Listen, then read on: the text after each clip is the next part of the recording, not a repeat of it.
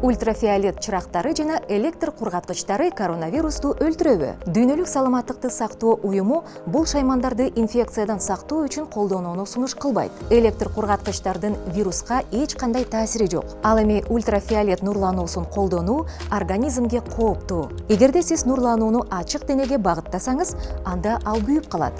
Аны колдонуу үчүн сизге өзгөчө шарттар менен бардык эрежелерди сактоо керек. Андыктан ультрафиолет лампаларын үй шартында колдонуу сунушталбайт.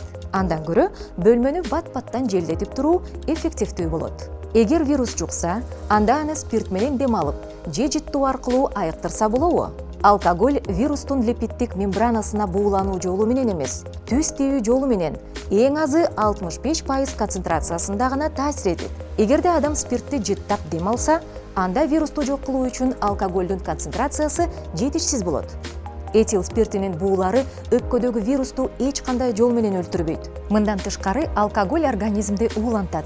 Ал эми этил спиртин жыттаган кезде мурун жана кекиртектеги суюктук өз функциясын аткара албай калышы мүмкүн. Ошондой эле алкоголь кан тамырларды кеңейтип, кан агымын көбөйтөт.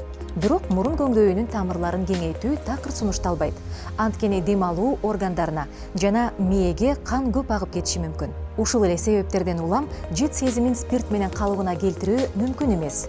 Ошондой эле хлор эритмеси менен дем албаңыз. Себеби анын кесепетинен жыт сезүүңүз начарлап, кайра калыбына келбей калуу коркунучу бар. Демек, хлор кошулган суу жыт сезүүнү калыбына келтире албайт. Андыктан ден соолукка байланыштуу тажрыйбаларды жүргүзбөй эле коюңуз. Эгерде сиздин жыт сезүүңүз калыбына келе элек болсо, анда дарыгерге кайрылганыңыз оң болот.